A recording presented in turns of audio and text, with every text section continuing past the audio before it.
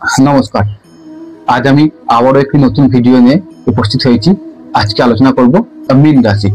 এই 2025 সালের আগস্ট মাস মীন রাশির জাতক জাতিকাদের কেমন যাবে সে বিষয়ে একটা বিস্তারিত আলোচনা আমি করতে চলেছি।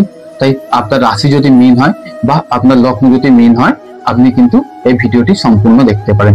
আপনারা জানেন গত 13 তারিখ অর্থাৎ 13ই জুলাই থেকে শনি বক্রী হয়েছে, অর্থাৎ শনি বর্তমানে মীন রাশিতে অবস্থান করছে এবং এই শনি বক্রী হয়েছে। তো শনি 138 দিনের জন্য বক্রী হয়েছে।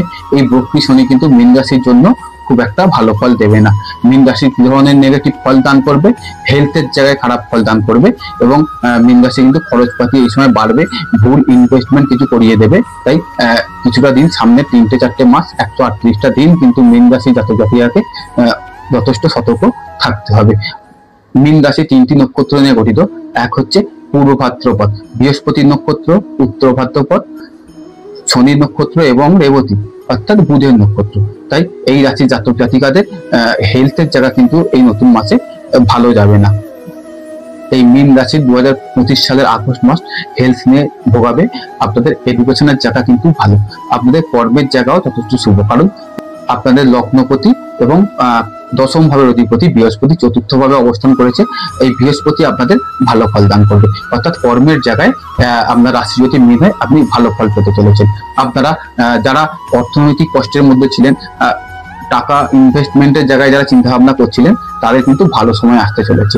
আপনারা যারা ব্যাংকে কর্ম করেন, যারা আপনারা স্কুল শিক্ষা দপ্তরে কর্ম করেন বা টিচিং প্রফেশনের সঙ্গে যুক্ত, যারা পৌরোহিত্য পেশার সঙ্গে যুক্ত, যারা দশকর্মা দোকানের বিজনেস করেন, যারা যে কোনো শৌখিন খাবার দাবারের ব্যবসা করেন, শৌখিন জিনিসপত্রের ব্যবসার সঙ্গে যুক্ত, আপনার রাশি যদি মীন হয় আপনারা কিন্তু ভালো ফল পেতে চলেছে। তবে খরচ কিন্তু এই মাসে বাড়তে চলেছে।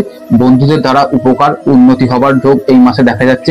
এডুকেশনের জায়গাও যথেষ্ট ভালো, আপনাদের এডুকেশন যথেষ্ট শুভ ফল দান করবে।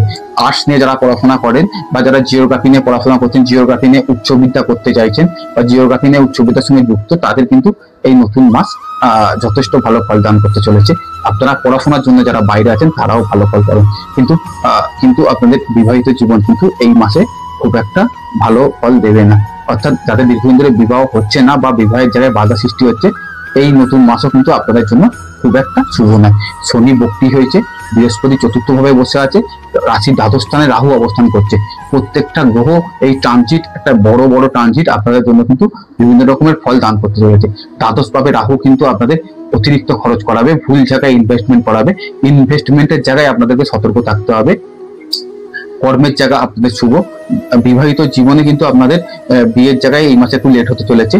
সন্তানের হেলথ নিয়ে কিছুটা ডিস্টার্ব, কিছুটা সমস্যার জায়গা দেখা যাচ্ছে। এডুকেশন তো যথেষ্ট শুভ বলা যেতেই পারে।